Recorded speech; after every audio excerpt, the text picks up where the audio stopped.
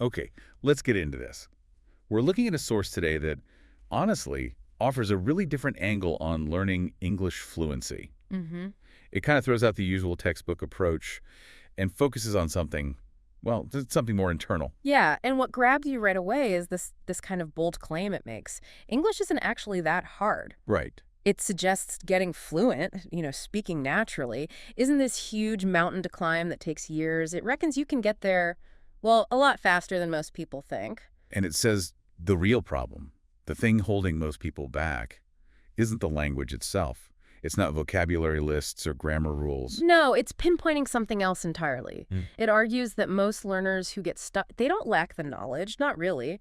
They're blocked by fear. Fear. Yeah. Okay, unpack that a bit. What kind of fear are we talking about? Well, the source breaks it down. It's things like the fear of making mistakes, saying the wrong word or tense. Oh yeah, definitely felt that. Or that awful feeling of embarrassment, maybe stumbling over pronunciation. And then there's the fear of being judged, like, what will people think if my English isn't perfect? That makes so much sense. You can understand everything you read or hear, but then when it's your turn to talk. Everything just freezes up. Yeah, and that feels like it goes way beyond just knowing the grammar, doesn't it? It really does. So that's our mission for this deep dive, isn't it? To really dig into the methods, the mindset shifts this source is proposing. Exactly. It's aimed squarely at you, the listener, if you want to learn effectively. Find those little aha moments and get some practical things you can actually do to get past these hurdles. And start weaving English into your daily life more naturally. The source kind of presents it as a journey, promising to show the steps, the secrets, I guess, to unlock that fluency. And it starts, maybe surprisingly, not with grammar lesson 1. No, it starts with something much more fundamental, a shift in how you think about it all. So jumping right into part 1, this foundational shift, the source basically throws down the gauntlet right away, saying the biggest reason people fail isn't lack of knowledge. Mm-hmm.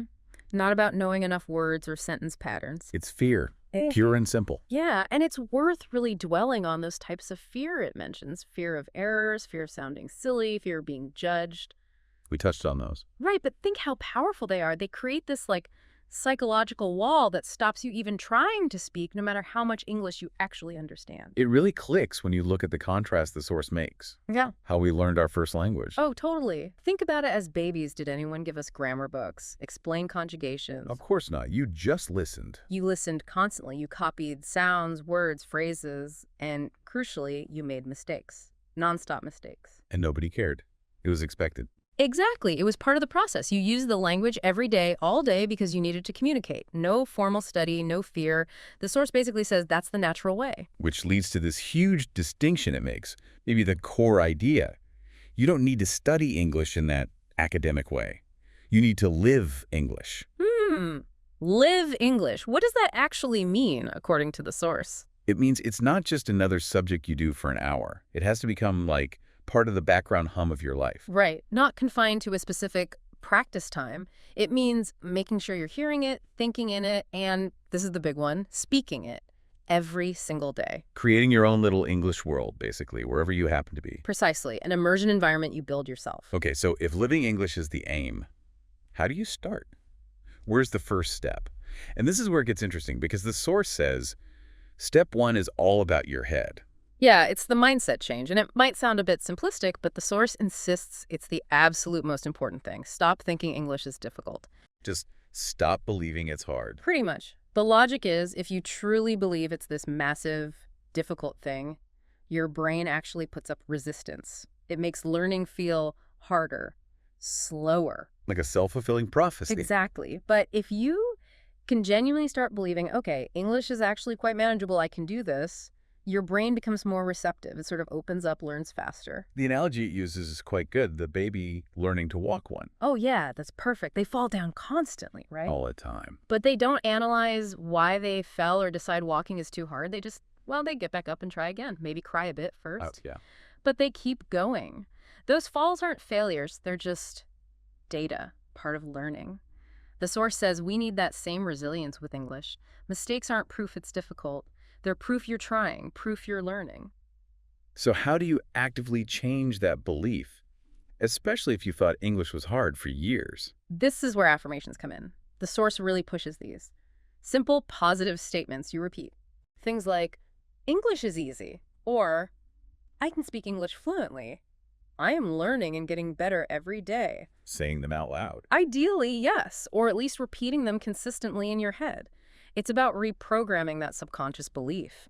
The more you say it, the more your brain starts to accept it as true. And just as crucial is stopping the negative stuff, right? Oh, absolutely critical. The source is really strong on this. Never, ever say things like, my English is terrible, or I just can't speak English. Why is that so bad? Because you're literally programming yourself for failure. You're reinforcing the exact belief that's holding you back. So what's the alternative if you know your English isn't perfect yet? Reframe it. Instead of my English is bad, say, I am learning and improving every day. See the difference. Yeah, it shifts from a fixed negative state to like a positive process. Precisely. It's focusing on the journey, the progress. And the source claims this small change in how you talk to yourself makes a huge difference to your motivation and actual progress. Okay, mindset shift check. Starting to believe it's possible. Now, how do you actually start doing things differently? How do you start living it? This leads straight into step 2. Surround yourself with English. This is where the practical stuff really kicks in. And you don't need to move to London or New York, it said. Yep, absolutely not. You create your own English bubble right where you are. First tip is almost too simple. Change your phone language. Huh. Yeah, it sounds minor, but think about how many times a day you look at your phone. Constantly. Every menu, every notification, settings, app names, they're all in English. It's this constant, low-level exposure. Your brain just starts getting comfortable seeing and processing English words all the time, almost without you noticing. Okay, that makes sense. What else? Then comes a really big one, maybe the most powerful technique the source mentions. Start thinking in English. Whoa, okay. How does that work? Most people think in their native language, right? Exactly, and that's the problem it identifies. You think the thought in, say, Spanish or Japanese, then you mentally translate it into English, then you try to speak it. Which feels really slow and awkward. That hesitation. That's the translation lag. It's unnatural. So the solution is, well, direct. Train your brain to skip the translation. Think directly in English. But how? Especially if you're a beginner. You can't just suddenly think complex thoughts in English. No, you start super simple, mundane stuff. The source gives examples like, when you wake up, instead of your usual thought, consciously think the English. I will brush my teeth now. Okay. Making coffee. Think, I am making coffee. Going outside. Think, the weather is nice today. Simple, everyday actions and observations. Probably feels really weird at first. Oh, the source says it absolutely will. It might feel slow, even a bit silly. But stick with it. Consistency is key. Your brain gets used to it, gets better at forming thoughts directly in English, and eventually those simple English thoughts just appear automatically. Okay, thinking in English. Got it. What's next for surrounding yourself? Talking to yourself. Out loud. Uh-huh. This is the one where people might think you've lost it. Maybe. But the source argues it's one of the best ways to improve your actual speaking fluency. Why is that? Zero pressure. No one's listening. No one's judging. You can practice forming sentences, making the sounds, linking words together in a totally safe space. It's practice without the fear. What would you even say? Keep it simple. The source gives an example like looking in the mirror and saying, hello, how are you today? I am good. I have a lot of work to do, but I'm feeling great.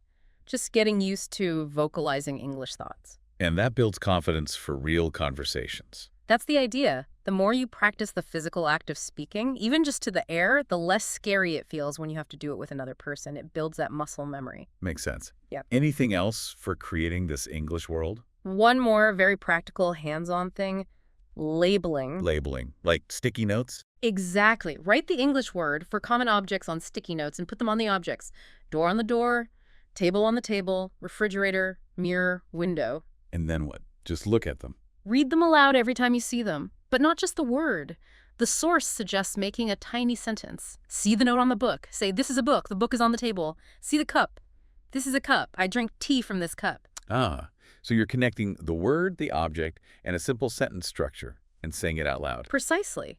It's multisensory. Visual, auditory, contextual. It helps train your brain to automatically link the object to the English word, skipping that native language step again. It makes that everyday vocabulary much more automatic. Right, so we've got the mindset shift.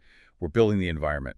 Now let's talk about the elephant in the room, for many learners, grammar. And actually speaking, this is step 3, right? Yeah. But it seems tied into everything else. It absolutely is. The source doesn't treat grammar as a separate subject to master before speaking. In fact, it calls focusing too much on perfect grammar early on a big mistake. Why a mistake? Isn't grammar important? Of course it's important for clear communication eventually, but the source argues that obsessing over it before you're comfortable speaking just feeds that fear we talked about. The fear of making mistakes. Exactly. You get so worried about the perfect tense or the right preposition that you just clam up. You don't speak at all. You trap the English you do know inside. So what's the approach then? Just ignore grammar.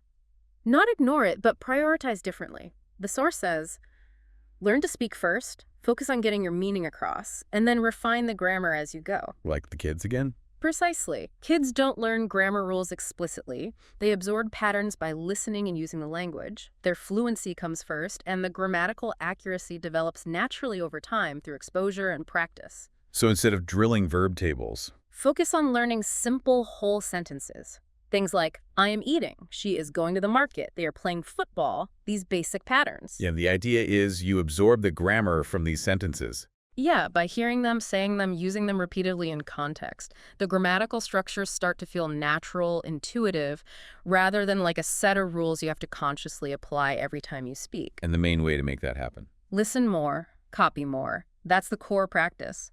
Find native English audio or video, listen carefully to a sentence, and then repeat it out loud. Mimicking everything. Everything. The pronunciation, the rhythm, the intonation, as close as you can get. The source insists this act of mimicry is key. It trains your mouth and brain to produce English sounds and structures correctly and automatically. Okay, so speak first. Worry less about perfect grammar initially. Learn through simple sentences and copying.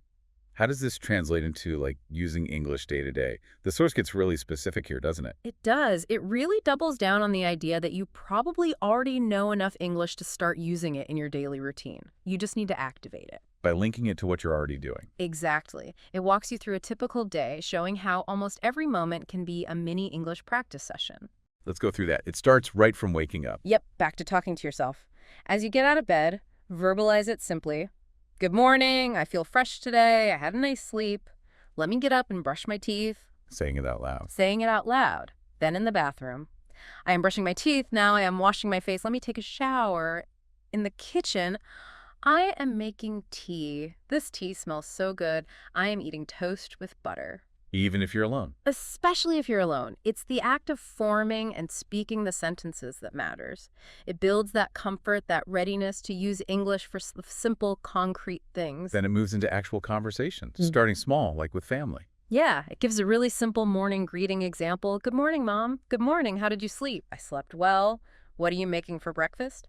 Eggs and toast. Do you want some tea? Yes, please. Okay, here you go. Thank you. Super basic, but functional. That's the point. Simple, functional, relevant to the moment. You're not trying to debate philosophy. You're just communicating basic needs and pleasantries. It's manageable. What about going out? Like shopping? Same principle. Planning. Think or say, I need to buy some vegetables. Let me check my list. I will take a bus to the market. You're narrating your plans in English. And then it gives that whole market interaction example. Yes. Which is great because it's so practical. Asking for tomatoes, the price, deciding how much, asking for onions, getting the total, paying. Let's hear that again, roughly. It goes something like, excuse me, do you have fresh tomatoes? Yes, here. How much per kilo? $2. Okay, I'll take 2 kilos. Anything else? Yes, onions too. Here you go.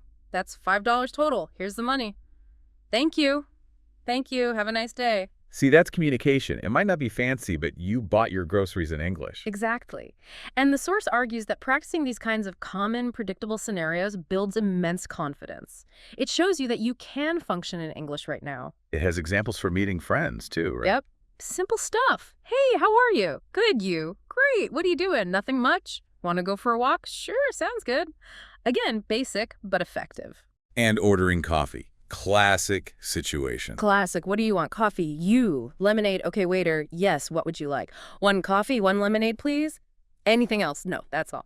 Okay, coming right up. You can see the pattern. Use simple, direct language for the task at hand. And it continues into the evening, talking about your day with family. Long day today. What did you do? Went to the market, met my friend. Nice. What did you buy? Vegetables. Good. Let's have dinner. Yes, I'm hungry. And ending the day. Back to talking to yourself before sleep. Today was a good day. Learn some new things. Tomorrow, wake up early. Practice morning English. Time to sleep now. Good night.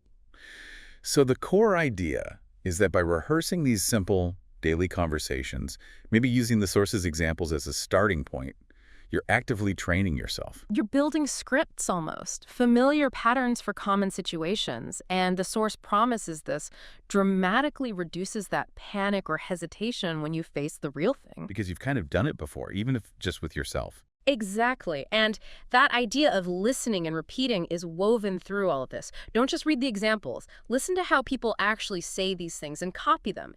Here, I am going to the market. Say, I am going to the market. Mimicking the sound. That mimicry seems really important in this method. The source stresses it. It says it's the fastest way to improve pronunciation and make your speech sound more natural, even with simple sentences.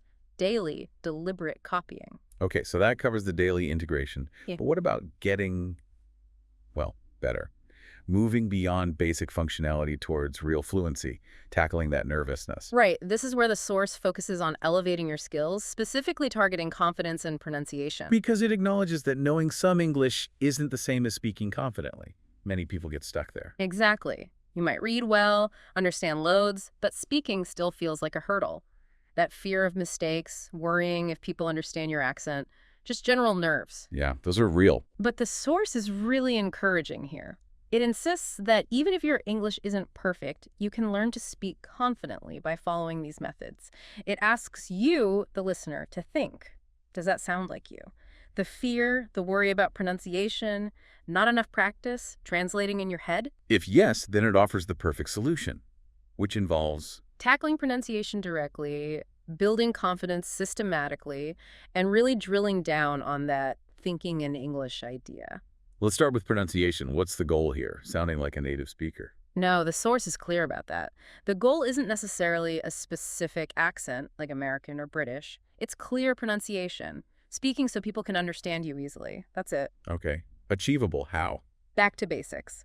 Listen and copy. Still the fastest way, it says. Find simple audio a sentence even. Listen really carefully. Like that I want to go to the park example. Exactly. Listen to how a native speaker says it each sound, the rhythm, then repeat it. Try to match them exactly, and do it again and again. Repetition is key. It trains your mouth.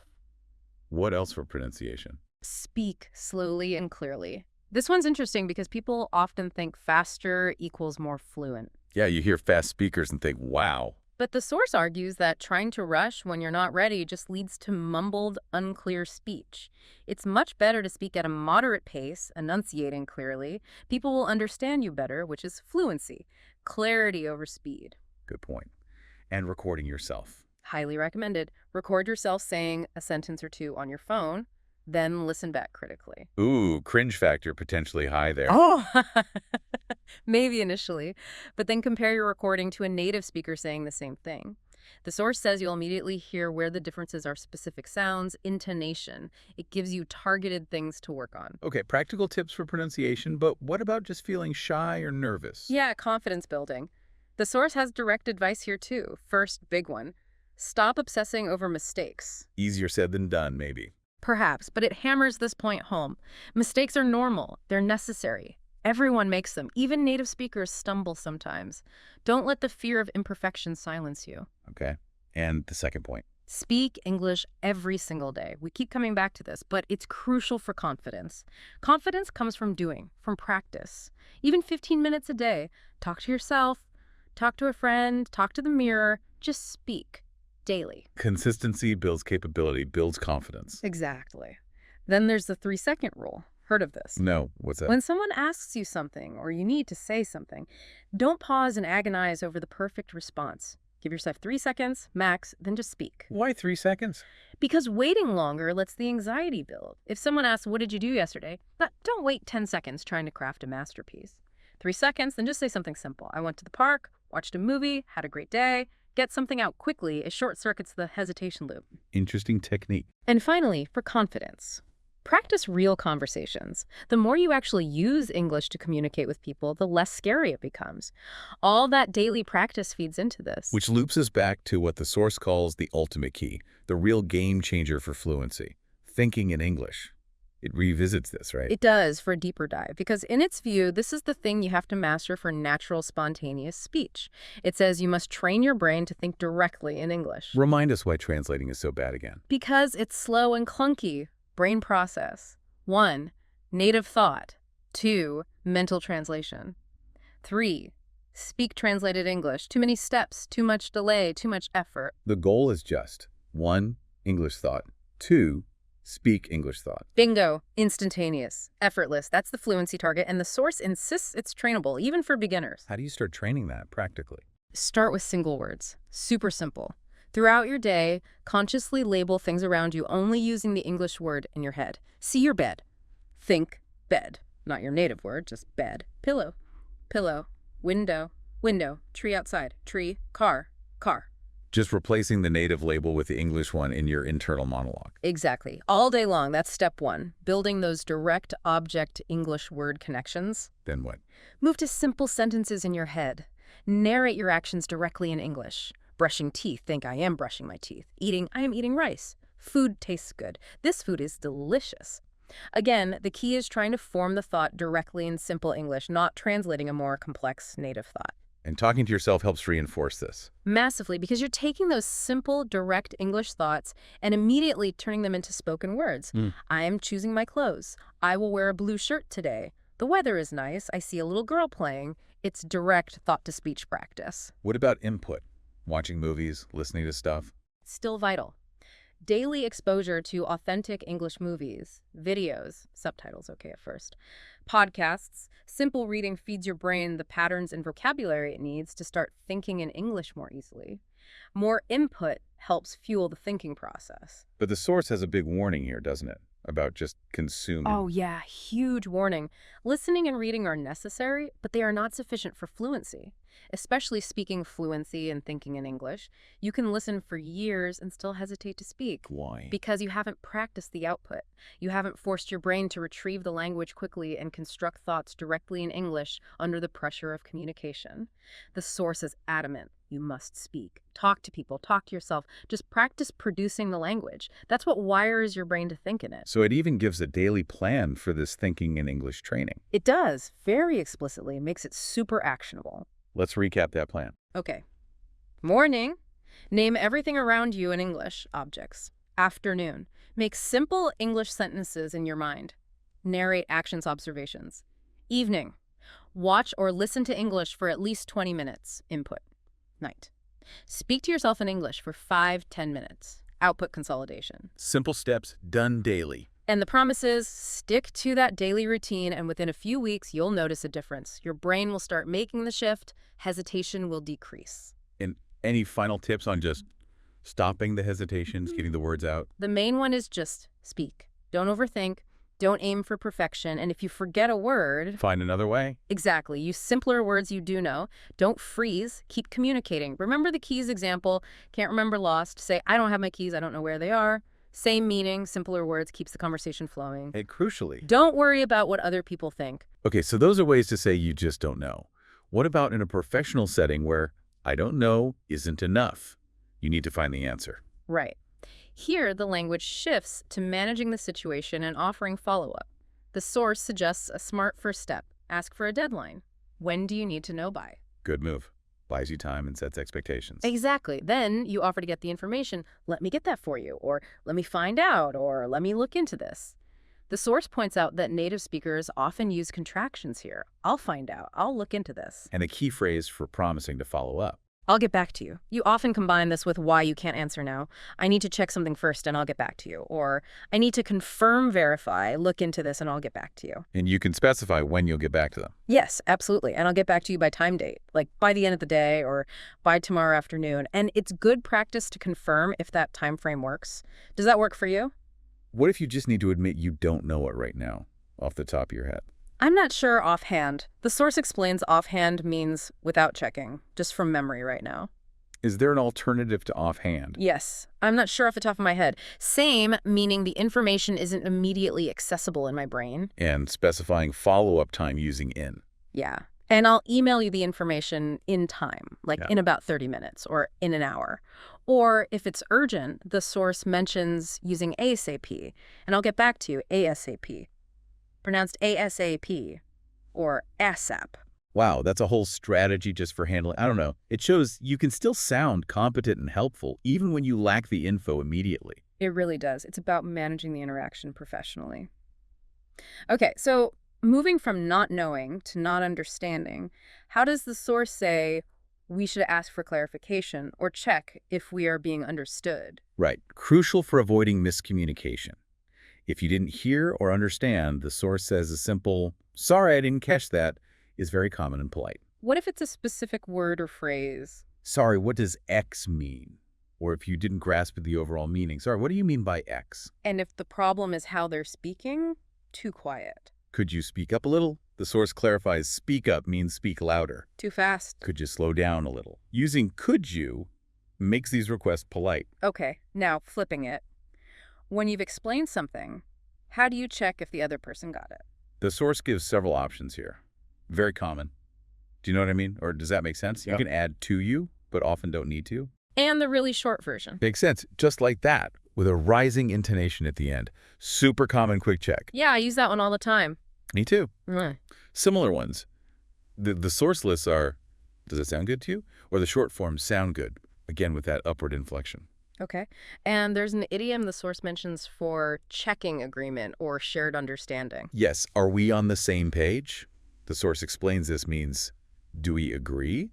Or do we understand the situation the same way? And if the answer is yes, You can just confirm, yep, we're on the same page. perfect. These are so vital for keeping communication clear and making sure everyone's aligned.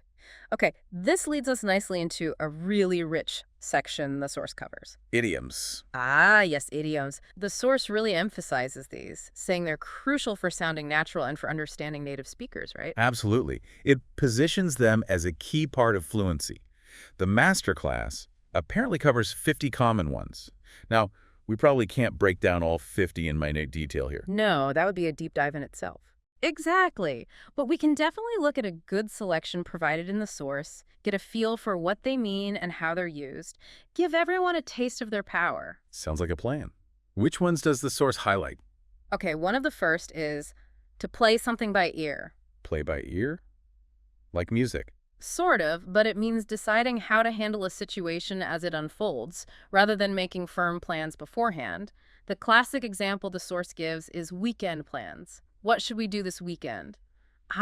Let's just play it by ear. So being spontaneous. Got it. What about to be all ears? That means you're fully listening, giving your complete attention. The source uses a work example. Maybe you want to pitch an idea and your boss says, "Okay, I'm all ears."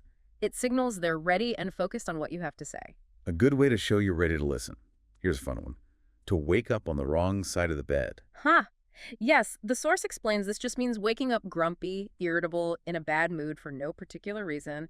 You might say about someone else, "Wow, someone woke up on the wrong side of the bed today." We've all been there. How about to wing something? This means doing something, like giving a presentation or maybe even an interview answer without proper preparation, kind of improvising it. The source wisely notes you would not want to wing an important exam like IELTS. Definitely not.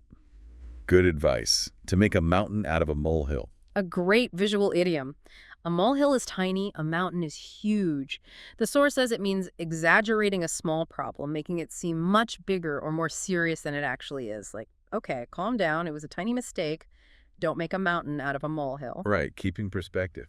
To be at a crossroads. This describes being at a point where you have to make a significant decision, one that could change your path. Like deciding on a career change after many years, I feel like I'm at a crossroads. A major decision point. Let's talk weather idioms. To rain cats and dogs. Simple, classic, vivid. It just means it's raining extremely heavily. Wow, look outside. It's raining cats and dogs. Can't beat that one. Feeling good. To be on top of the world. That means feeling incredibly happy, ecstatic, like everything is perfect. Maybe after getting great news or achieving something big. I just got the promotion. I'm on top of the world. Pure elation. How about relationship dynamics? To give someone the cold shoulder. The source explains this means intentionally ignoring someone or being unfriendly, usually because you're angry or upset with them. Why are you giving me the cold shoulder? Did I do something wrong? Like emotional distance. What about avoiding a decision? To sit on the fence. This means delaying or refusing to choose between two options or take sides in an argument, often because it's difficult or you're unsure. A manager who won't decide on a project might be accused of sitting on the fence. Indecisiveness. Yeah. Okay, here's one we saw mentioned earlier, but it's listed as an idiom: to hit the nail on the head. And the source reinforces its meaning here: to be exactly right about something, to identify the core issue perfectly. You really hit the nail on the head when you said the main problem was communication. Confirming accuracy. How about health? To be as fit as a fiddle. A fiddle is a violin. This idiom means to be in excellent physical health, very energetic and well. My grandpa is 85, but he's still as fit as a fiddle. Vibrant health. To get something out of your system. The source says this means doing something you've been wanting or needing to do for a long time so you can finally stop thinking or worrying about it. Like, if you keep talking about wanting to try skydiving, a friend might say, just do it and get it out of your system. Addressing that lingering urge. What about when someone shows up unexpectedly? Speak of the devil. Yeah, the source clarifies this doesn't mean the person is actually bad. It's used when you happen to be talking about someone and then that very person appears or calls right at that moment. We're just talking about Mark. Speak of the devil, here he comes. A funny coincidence. To give someone the benefit of the doubt. This means choosing to believe someone is telling the truth or had good intentions, even if there are reasons to be suspicious. Like, if a colleague has an excuse for being late, the boss might say, okay, I'll give you the benefit of the doubt this time. Choosing trust. A classic motivator. No pain, no gain. And the source defines it straightforwardly. You have to work hard, maybe endure some difficulty or discomfort to achieve something worthwhile. Often used for exercise or learning new skills. Learning guitar is tough, but no pain, no gain. Encouraging perseverance. Hang in there. This is a phrase of encouragement telling someone not to give up during a difficult time, to keep going. I know things are tough right now, but hang in there. It'll get better. Offering support. A penny for your thoughts. The source explains this is a gentle, often kind way to ask someone what they're thinking about, especially if they seem quiet, distracted, or thoughtful. You seem miles away. A penny for your thoughts. Inviting them to share. It's not rocket science. Rocket science is seen as super complex, so this idiom means something is not difficult to do or understand. Come on, you can figure out this new software. It's not rocket science. Making something seem achievable. To let someone off the hook. The source says this means deciding not to punish someone or hold them responsible for something they did wrong. Maybe a boss lets an employee off the hook for a minor mistake. I made an error, but thankfully my manager let me off the hook. Forgiveness or exemption. To make a long story short. This signals you're about to give the brief, summarized version of a more complicated story, skipping the details. So, what happened on your trip? Well, long story short, we missed our flight, but eventually got there. Getting to the point, easy does it. The source defines this simply as slow down or be careful, used when someone needs to do something gently or cautiously, like carrying something fragile. Whoa, easy does it with that face. A caution to be gentle. To go back to the drawing board. This means a plan or idea has failed and you need to start over from the very beginning. The client hated the initial design, so we have to go back to the drawing board. Starting the planning again. Once in a blue moon. A blue moon is a rare astronomical event, so the source says this idiom means something happens very infrequently. I'd love to go to the opera, but I only get to go once in a blue moon. Very rare. Yeah. At the drop of a hat. This means doing something immediately without any hesitation or needing advance notice. She's always willing to help. She'll come over at the drop of a hat if you need her. Instant action. To add insult to injury. The source explains this is when something bad happens and then another bad thing happens right after, making the situation even worse. First, I lost my wallet, and then, to add insult to injury, it started pouring rain. Piling on the misfortune. To hit the sack. A very common informal idiom meaning simply to go to bed or go to sleep. Okay, I'm exhausted. Time to hit the sack. Ready for sleep. Here's another repeat from earlier used idiomatically. The ball's in your court. Right, and the source again emphasizes it means it's now someone else's responsibility to make the next move or decision. We sent them the contract, the ball's in their court now. Passing the responsibility. What about being mistaken about something or someone? To be barking up the wrong tree. The source explains this means you're pursuing the wrong course of action, blaming the wrong person, or looking for something in the wrong place. If you think I broke the vase, you're barking up the wrong tree. It was the cat. Misdirected effort or accusation. to get your ducks in a row. This means getting everything organized, prepared, and ready, especially before starting something important. Before the presentation, make sure you have all your ducks in a row, slides, notes, everything. Being well prepared to get the best of both worlds. This idiom describes having the advantages of two different things at the same time, often things that are usually mutually exclusive, like living in a quiet countryside area but having an easy commute to the city.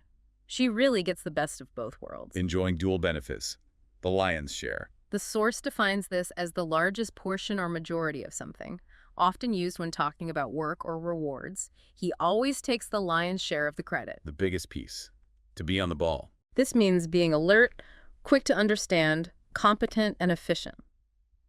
Wow, you finished that report already. You're really on the ball today. Performing effectively. To pull someone's leg. The source explains this means teasing someone or joking with them by telling them something untrue, usually playfully. Wait, did you really win the lottery?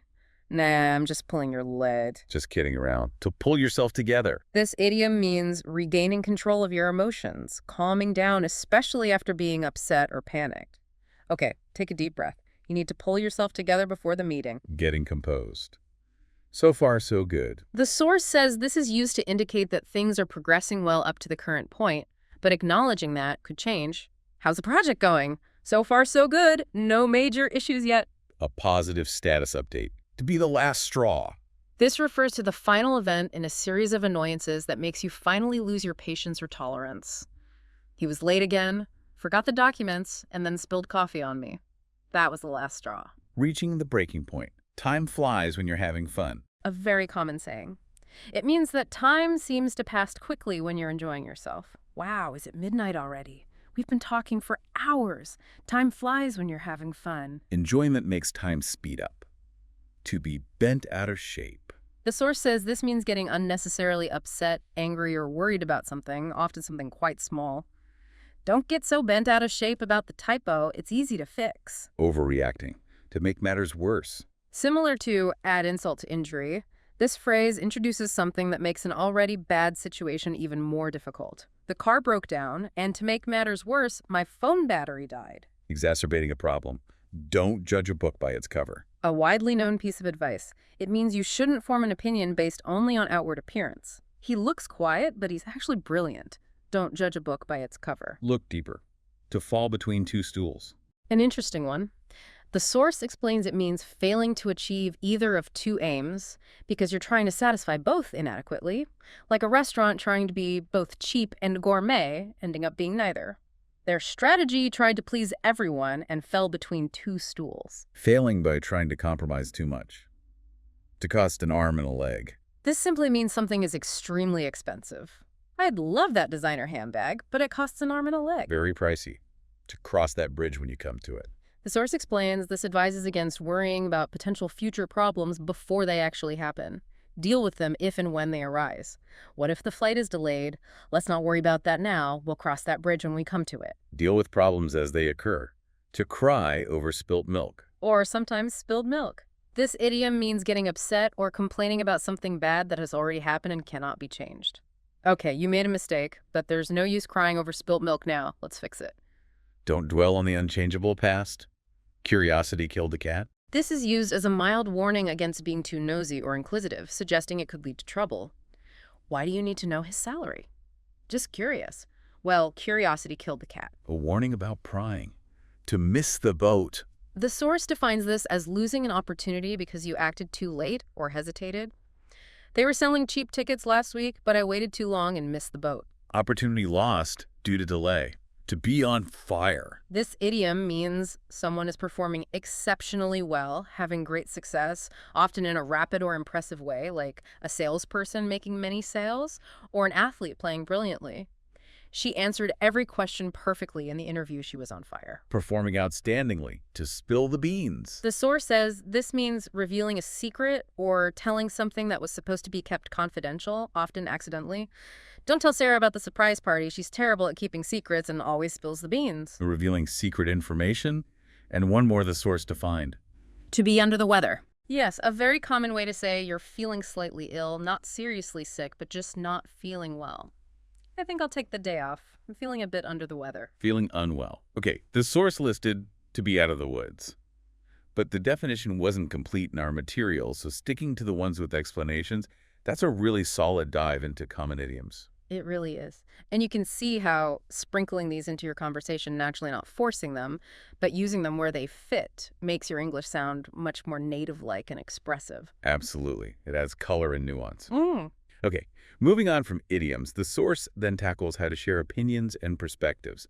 This is huge, especially professionally. It mentions covering over 50 phrases for this. Another area with massive variety. So how does the guide suggest introducing your personal opinion? What are the options beyond just, I think?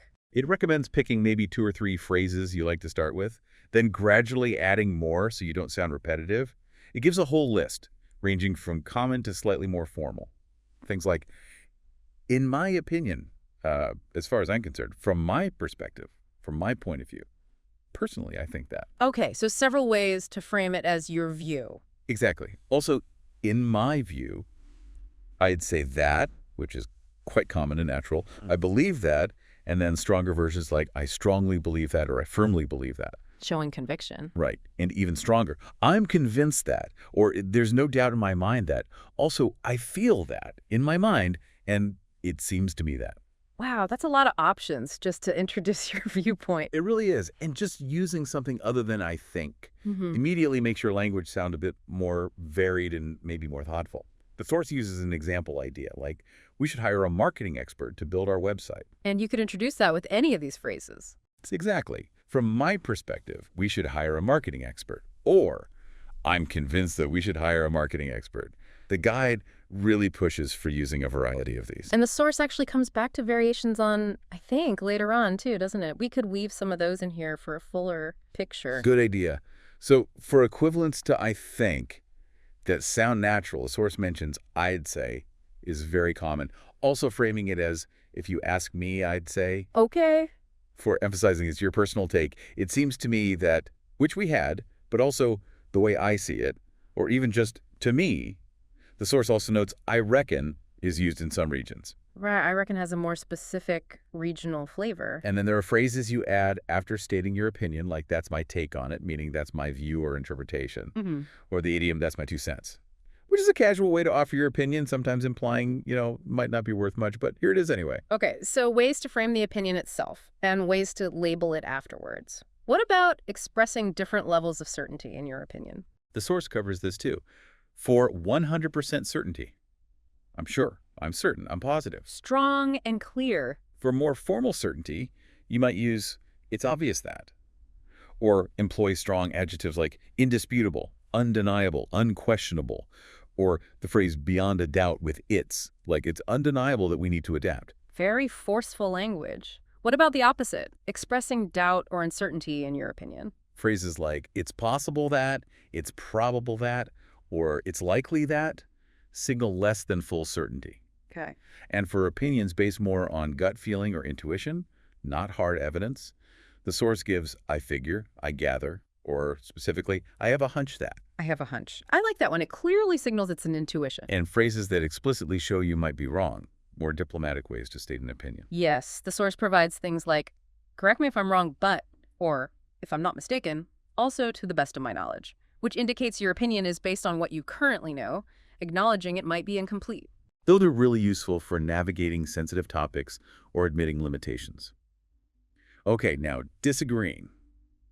The source warns that just saying I disagree with you can sound a bit blunt or argumentative. It definitely can, especially in professional or polite contexts. So what are the softer alternatives? Adding I'm afraid is a common softener. I'm afraid I disagree with you. Makes it sound gentler, more regretful. Okay. What about acknowledging their point first? This is a key strategy the source highlights for polite disagreement, using phrases like on the contrary, or I understand where you're coming from, but I respect your opinion, but that's a good point, however, or I see your point, but I have a different perspective. So you show you've heard and considered their view before presenting yours. Exactly. It validates their contribution before countering it. You can also explicitly ask permission. Can I share my opinion? Or frame it as offering another angle. That's one way of looking at it. But have you considered? And the source reminds us again. Combine these disagreement prefaces with your actual opinion phrases. Right, so I understand where you're coming from, but from my perspective, we need to look at the long-term costs. Makes for a well-rounded, polite disagreement. Excellent. Now, shifting slightly, what about sharing a general opinion? Not just your personal view, but something widely believed or accepted. The source provides specific phrases for this too. Things like, it's said that, Oh. it's believed that, I've heard that, Yeah. it's considered that, it's generally accepted that, most agree that, Mm. some say that. Okay, ways to attribute the opinion more broadly. Yes, and a strong one. It goes without saying that. This implies it's obvious, but you're stating it for emphasis. Right. And if the opinion comes from experts, researchers suggest that, or experts agree that. And can you combine these general opinion starters with your own view? Absolutely. The source shows this, like, it's generally accepted that practice is key, and personally, I couldn't agree more. Or, some say X is true, however, from my point of view, Y is the case. It lets you position your personal take relative to the common view. Very useful for structuring arguments or participating in discussions. Lastly, how does the source suggest we ask for someone else's opinion? Lots of ways here, too. The direct ones. Do you agree? What's your opinion? What do you think? What are your thoughts? What's your view? How do you see the situation? What's your take on it? And simpler, more conversational ways. Especially after you've just given your opinion, you can use, what about you? Or, how about you? Right, turning it back to them. And if you want to ask about their specific experience related to the topic, has that been your experience or what has your experience been?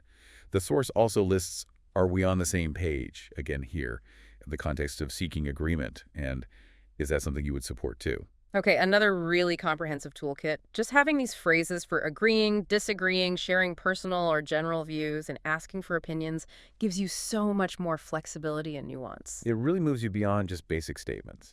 Okay, next up, the source tackles something it calls the secret to really elevating your English, transition words. Ah, yes, the connectors. It makes a big claim for them.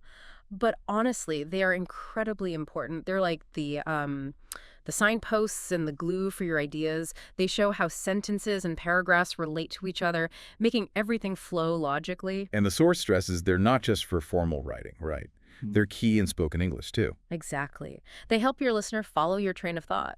The source mentions covering over 50 of them, grouped by function. Okay, let's look at the categories. First up, cause and effect, or causation. Right. These words show that one thing caused or resulted in another. The basic example given is, I spilled my coffee. As a result, I changed my shirt. Spilling led to changing. The source lists words from more formal to less formal. Consequently, hence, accordingly, thus, for that reason, as a result, therefore, and so, since, because, due to. And the formality really matters here, doesn't it? You wouldn't usually say, hence I changed my shirt after spilling coffee. Probably not. But in a business context, the source gives the example. The project is over budget. Consequently, hence, therefore, we need to cut costs. There, the more formal words fit perfectly. You choose based on the situation. Makes sense. Next category, chronology showing time sequence. Ordering events, the simple example. First, I went to the store. Then I worked out. Finally, I made dinner. The source gives options for the first step. Firstly, to start, to begin, at the beginning or at the start. And for the steps in between, second, third, etc. Secondly, afterwards, next. Then subsequently, later. The source points out that many of these can be used repeatedly, so it's good to vary them if you have a longer sequence to avoid sounding robotic, like first, then, after that, next. Good tip. And for the very last step. Finally, lastly, and the nice phrase, last but not least, these clearly signal the end of the sequence. Okay, chronological order covered. How about contrast, showing opposing ideas? Right. Example. I love ice cream. However, I'm lactose intolerant. Two conflicting ideas. The source lists transitions again, roughly from formal to informal. However, nonetheless, still in contrast. On the other hand, conversely, while, whereas. And again, formality dictates the choice. I love ice cream, but I'm lactose intolerant. Super common, casual. I love ice cream, however, I'm lactose intolerant. Sounds more formal, maybe written. Exactly. Or using while or although at the beginning. Although I love ice cream, I'm lactose intolerant. Different structure, same contrast. What about adding similar ideas? The addition category. This is for linking related points. Example, I love ice cream. Furthermore, I love cake. The source lists. Furthermore, moreover, further, these are quite formal, then additionally, in addition, also, and as well as, coupled with, along with, together with. So instead of just short, choppy sentences, you get, I love ice cream, and I also love cake. Right. Or, I love ice cream as well as cake. Smoother. Precisely. Connects the thoughts.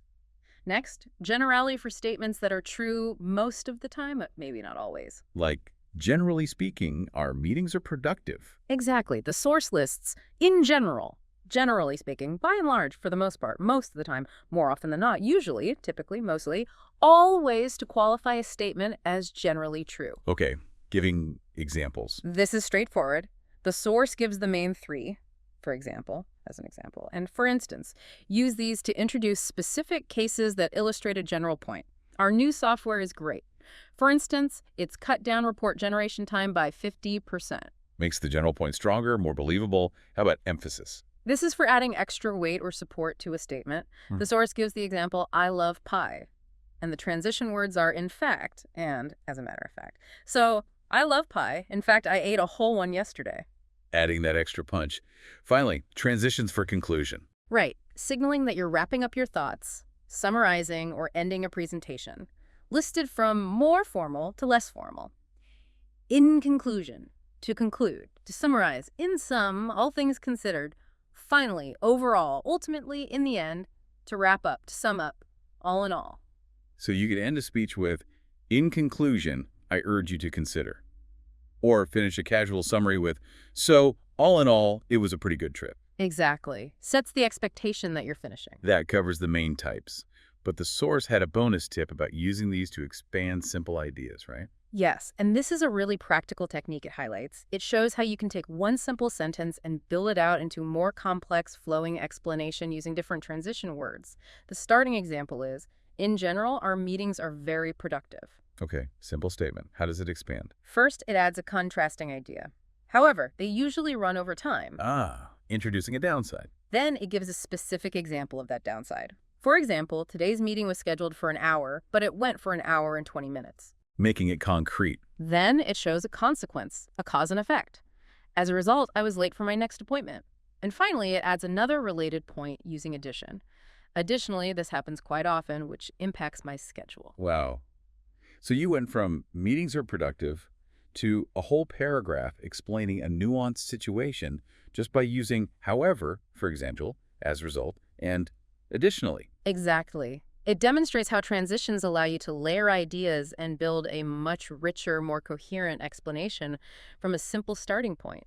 The source really encourages listeners to practice doing this. That's incredibly powerful. It's not just about sounding fancy, it's about communicating more effectively and completely. It really does make your English sound more organized and sophisticated. Okay, so we've covered general tools. Now the source zooms in on a very specific context. Essential phrases for tourists visiting North America. Super practical if you're planning a trip, or even if you interact with tourists where you live.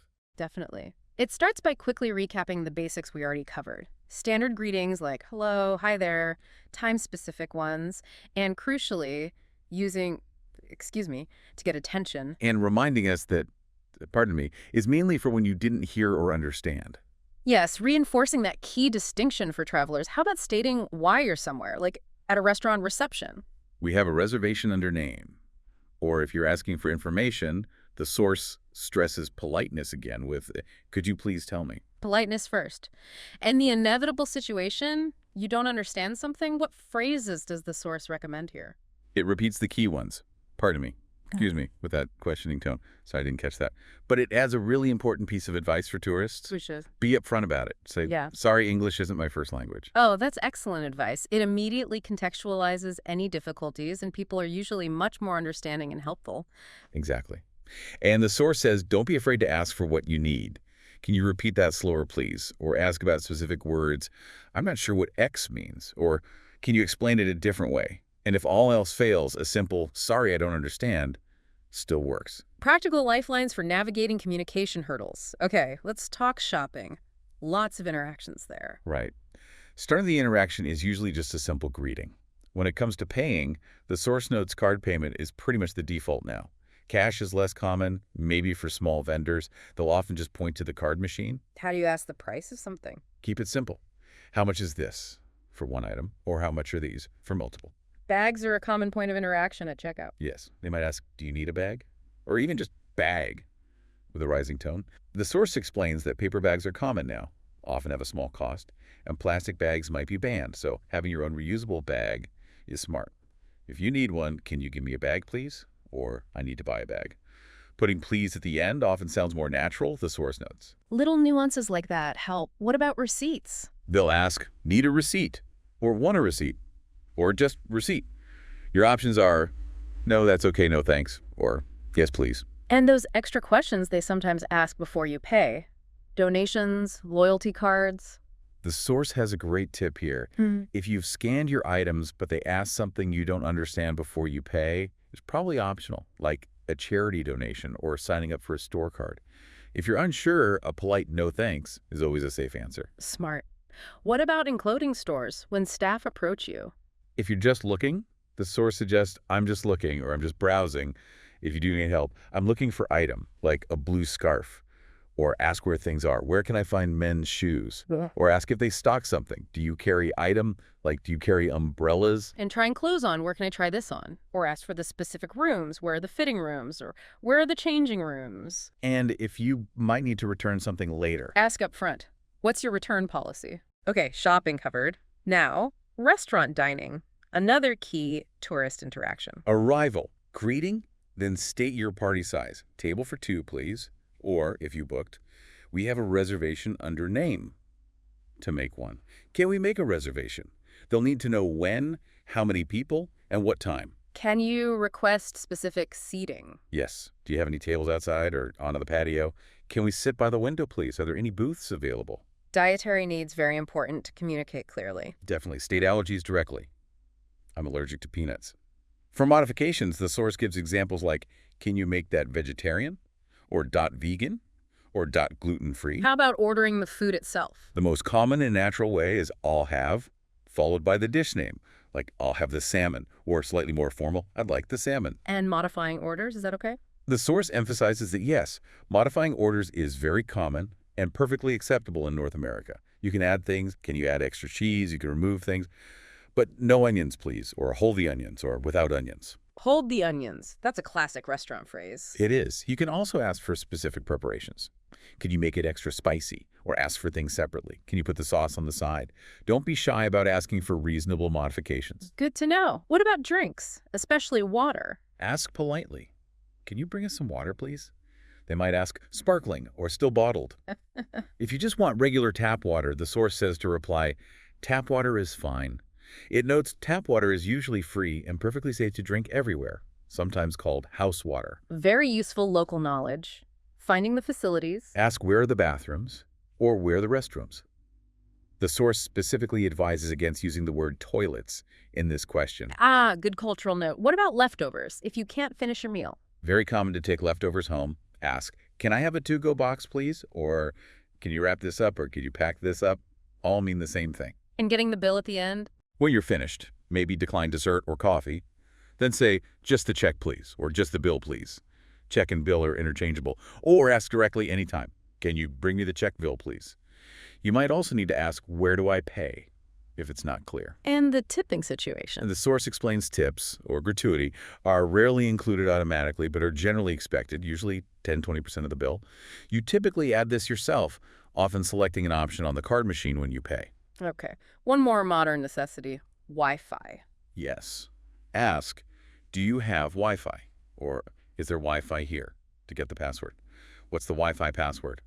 If it's long or complicated, the source suggests asking them to write it down, repeat slowly, or even just handing them your phone to type it in directly. Practical tips. Okay. Yeah. Shifting from places to movement, getting around. The source notes that with smartphones and GPS, asking strangers for directions is less common now, but it still provides the key phrases. Always good to have just in case.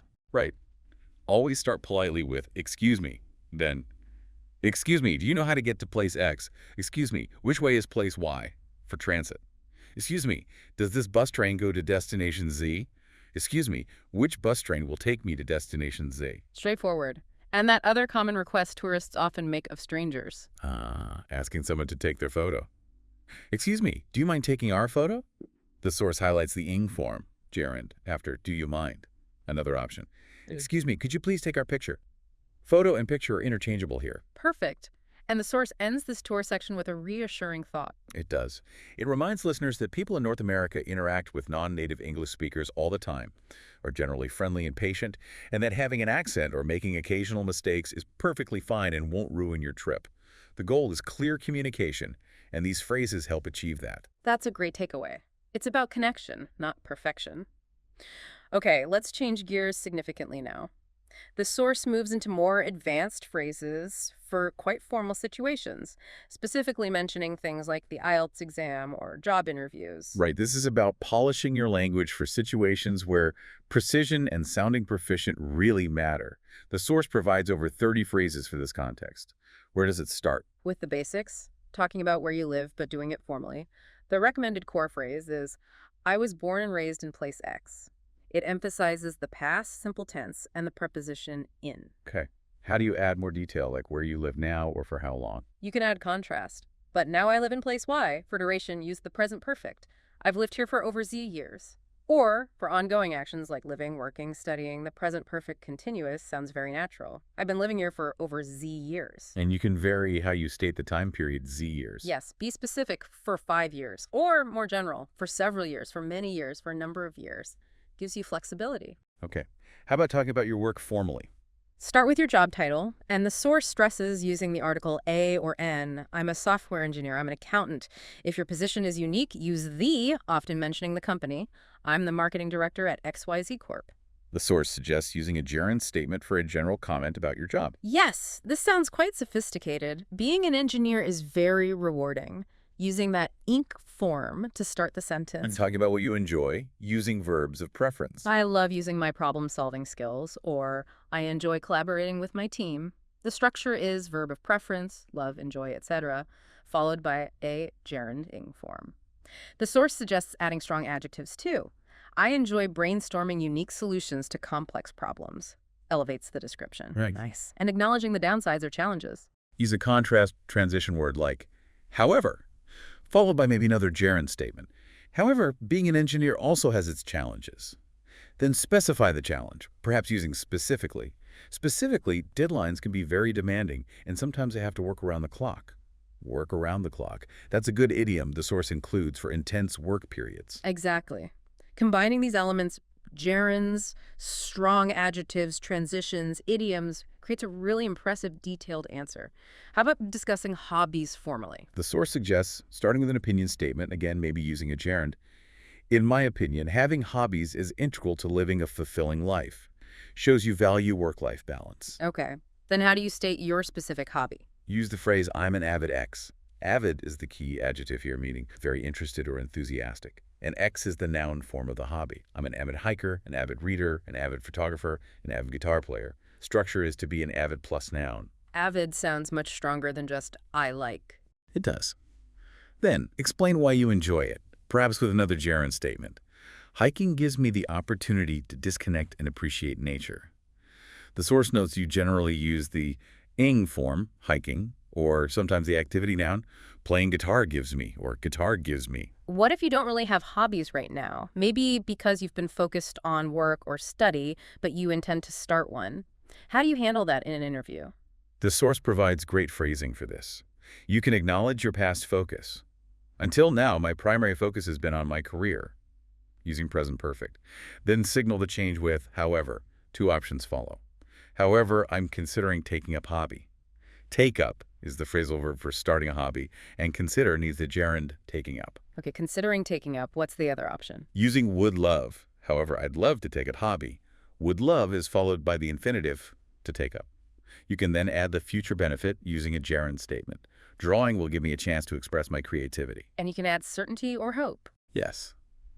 I am confident that drawing will, or I'm hopeful that drawing will, shows positive intention. That's a really polished way to talk about hobbies, even future ones. Okay, family, how to describe family relationships formally. A key phrase is, I'm from a close-knit family. Close-knit is a great adjective meaning tightly connected and supportive. An alternative. My family and I are very close. And if everyone gets along well, Everyone in my family gets along really well. The source points out that everyone takes a singular verb, gets, and suggests extremely well sounds even more advanced than really well. Good tip. And that idiom about resemblance. Everyone says I take after my mom in looks, and I take after my dad in personality. The source explains take after means to resemble someone, physically or in character. Very useful for these kinds of descriptions. Definitely. Okay, travel. How to talk about travel aspirations formally. Expressing desire, using would love. I'd love the opportunity to see travel to visit place. The source notes the prepositions carefully. Travel to Egypt, but see Egypt, or visit Egypt. No preposition needed before the place. Subtle but important distinction. Using hypotheticals. The second conditional works well here. If I could travel anywhere in the world, I'd choose Japan. Structure. If plus past simple, would plus base verb. And using a gerund statement to show it's a high priority. Visiting Japan is at the top of my travel list, meaning it's your #1 desired destination. Can you make that sound like a long-held dream? Yes, using present perfect. Traveling to Japan has been at the top of my list for as long as I can remember. Then add why. From my perspective, its unique blend of ancient tradition and modern technology is fascinating. And the source had a very advanced phrase for expressing the anticipated enjoyment. It did. And I'd revel in the opportunity to experience the culture firsthand. Revel in the opportunity plus infinitive means to take great pleasure or delight in the chance to do something. Sounds very sophisticated. It really does. Fantastic phrases for formal contexts. Now, the source also included some bonus safety net phrases for clarification, right? If you're answering a question and feel like you're not expressing yourself clearly. Yes, these are lifesavers in high-pressure situations like exams or interviews. The source recommends memorizing a few. They include, what I'm trying to say is, what I mean is, what I'm getting at is, what I'm trying to get at is. Ways to pause and rephrase. Exactly. Also, to put it another way, and in other words, and one that acknowledges the other person's point while clarifying yours. I get what you're saying, but. The source notes get is more casual for understand. The formal version is I understand what you're saying, but. Having those ready can really boost confidence. Okay, that covers a lot of formal ground. Now let's zoom in even further. Advanced phrases specifically for the workplace. The source lists 25 professional phrases. Right. These are the kinds of expressions you'll hear and want to use to sound fluent and integrated in a North American professional setting. Let's maybe pick out some key ones and discuss how the source explains their use. First up, I'm on board with that. Okay, on board. What does that signify? It means you agree with a proposal or plan. You support it. The source gives the example. We discussed the new marketing strategy, and the whole team is on board. It reminds us to conjugate to be, I am, he's, we're on board, and use the preposition with, on board with the plan. Got it. Agreement and support. Are we on the same page? We saw this earlier, but in a work context, it's specifically checking for shared understanding or agreement about a work-related topic before moving forward. Example. Okay, before we finalize the report, are we all on the same page regarding the key findings? It prevents misunderstandings later. Crucial check-in. It's a win-win situation. This describes a scenario where both parties or all involved benefit. The source actually uses its own masterclass as an example. The creators benefit and you, the learner, benefit. A mutually advantageous outcome. Nice example. What are your thoughts on this? A standard, polite way to solicit opinions or feedback at work. Much better than just, what do you think? Sometimes. The source notes you should specify the topic. What are your thoughts on the latest sales figures? We need to think outside the box. A very common call for creative or unconventional thinking, especially when facing a difficult problem. Our usual approaches aren't working. We really need to think outside the box for this campaign. Encouraging innovation. Let's circle back to that later. This means postponing discussion of a topic, usually due to time limits or needing more info. That's a valid point, but let's circle back to it after we've covered the main agenda items. The source notes it's often used as an imperative. Let's. A common way to manage meeting agendas. We need to prioritize our tasks. Simply means organizing work based on importance and urgency. Okay, team, we have a lot on our plates this week. Let's prioritize our tasks first thing Monday morning. Please keep me in the loop. A request to be kept informed about updates or progress on something. I'll be out of the office tomorrow, but please keep me in the loop on any developments with the client. The source highlights using please for politeness and the preposition on, keep me in the loop on this issue. Good details. Have they ironed out the details? This means asking if the specific, often complicated points of an agreement, plan, or contract have been fully resolved and clarified. Did they sign the contract? Not yet. They're still ironing out the final details. The source notes the pronunciation ironed out. Resolving the fine print, I'm all ears. Another idiom reappearing in the workplace. It signals you're ready and willing to listen attentively, maybe to a proposal or someone's concerns. You have an idea? Okay, I'm all ears. Let's take a step back. This suggests pausing the current discussion or activity to reconsider the situation from a broader perspective. We're getting bogged down in minor issues. Let's take a step back and look at the big picture, again, often used imperatively. Gain perspective. I beg to differ. The source describes this as a formal and polite way to state disagreement in a professional setting. It's softer than, I disagree. With all due respect, I beg to differ on that point. Polite disagreement. I'll cut to the chase. Used again here professionally. It means getting directly to the main point, skipping introductory remarks, often to save time or because the information is critical. Okay, everyone, I know you're busy, so I'll cut to the chase. We met the sales target. The source notes the I will structure. Getting straight to it. Run it by the team first. This means to share an idea or plan with a specific group or person to get their input, feedback, or approval before proceeding. It sounds like a good initiative, but run it by the marketing team first. Run it by someone. Seeking input or approval, person calls the shots. An idiom meaning a specific person has the authority and makes the important decisions. Don't ask me, ask Sarah. She calls the shots on this project. The source notes shots is always plural. Identifying the decision maker. The ball's in person's court. Used professionally, this means it's now someone else's responsibility to act or decide. We've submitted our proposal. Now the ball's in the client's court. Shifting responsibility. We need to nip this in the bud. Another idiom applied to work. It means stopping a small problem early before it becomes a bigger issue. I've noticed a few people bending the rules on expenses. We need to nip that in the bud right away. Notes the verb nip. Early intervention. It's not my cup of tea. Used even professionally to express personal dislike or lack of interest in something, usually politely. He asked me to manage the social media account, but honestly, it's not really my cup of tea. Expressing preference politely. They hammered out the agreement. Similar to ironed out, but often implies more negotiation or effort was involved in reaching the final agreement or plan. After 3 days of intense talks, they finally hammered out a deal, often used in the past tense. Reaching a difficult agreement. We're swamped right now. A very common informal way to say you're extremely busy, overloaded with work. Can you help with this? I'd love to, but I'm absolutely swamped this week.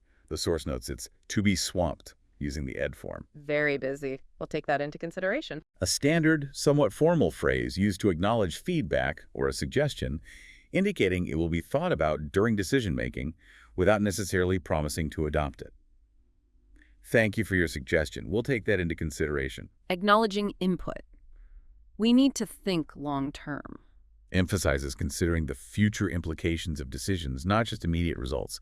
This solution works now, but we need to think long-term about its sustainability. Future focus. Sorry, I'm tied up.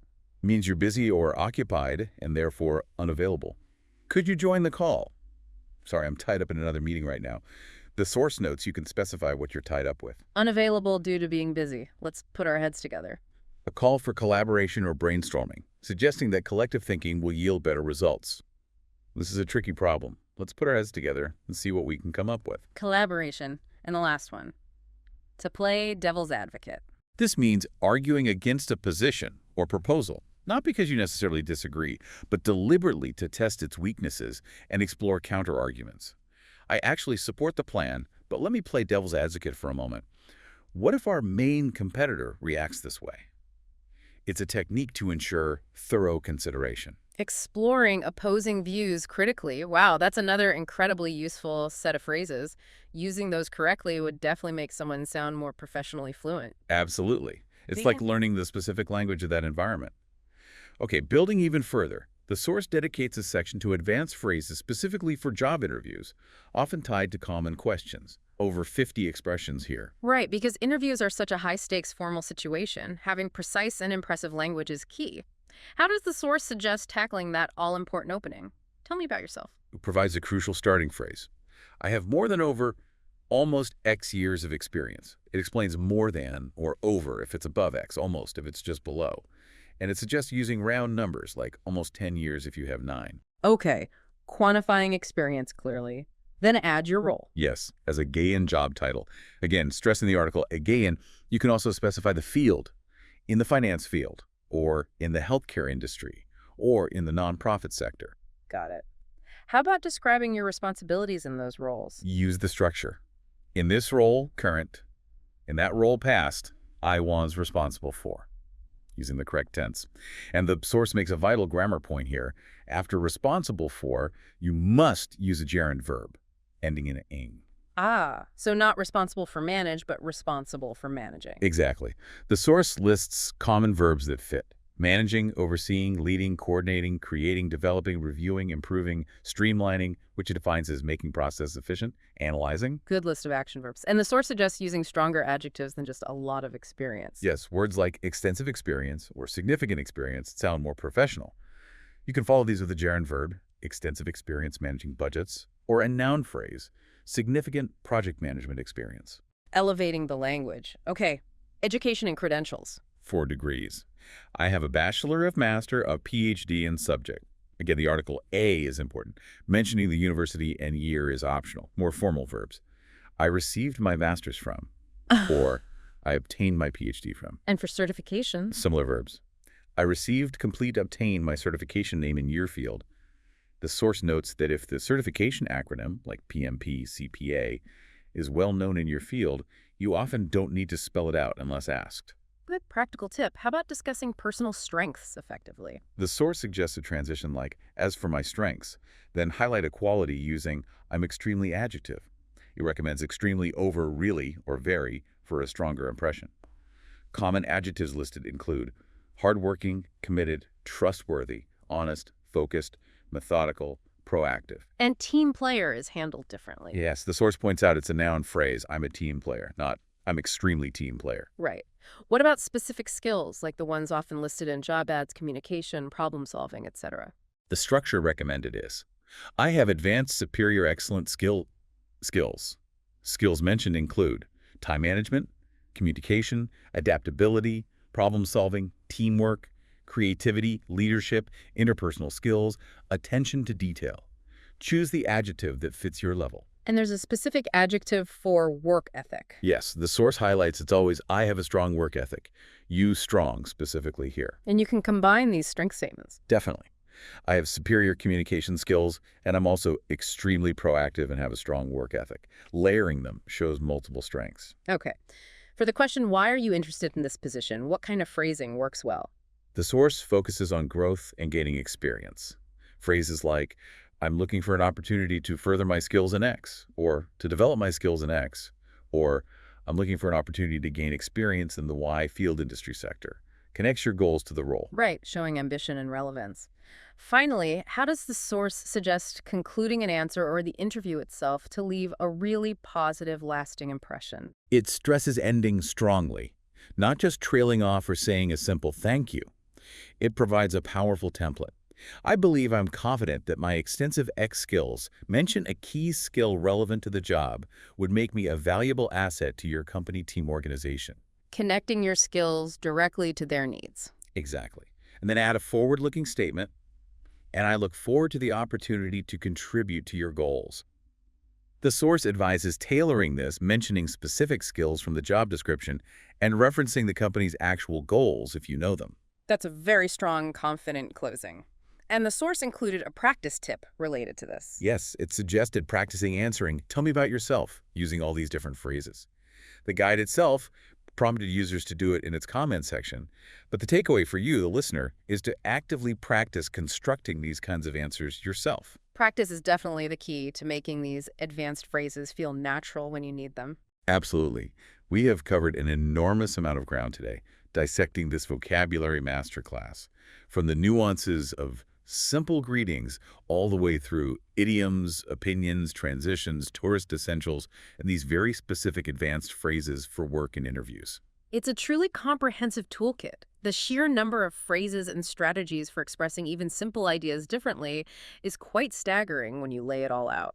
And the core message seems to be that by understanding the context, the subtle variations, and how to actually use these phrases, you really can significantly shift how natural you sound, how well you understand native speakers, and just how confident you feel navigating all sorts of English-speaking situations. This deep dive aimed to give you that structured understanding quickly, highlighting those aha moments from the source material without overwhelming you, moving you from just knowing words to using the language fluidly. It's like getting the playbook for more natural communication. It really is. And reflecting on everything we've unpacked, the dozens of ways to say thank you, or I don't know, the layers of formality, the richness of idioms.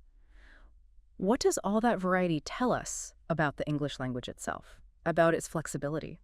And maybe more importantly for you, the listener, how could trying out just one or two new phrases from this deep dive potentially change the feel of your very next conversation?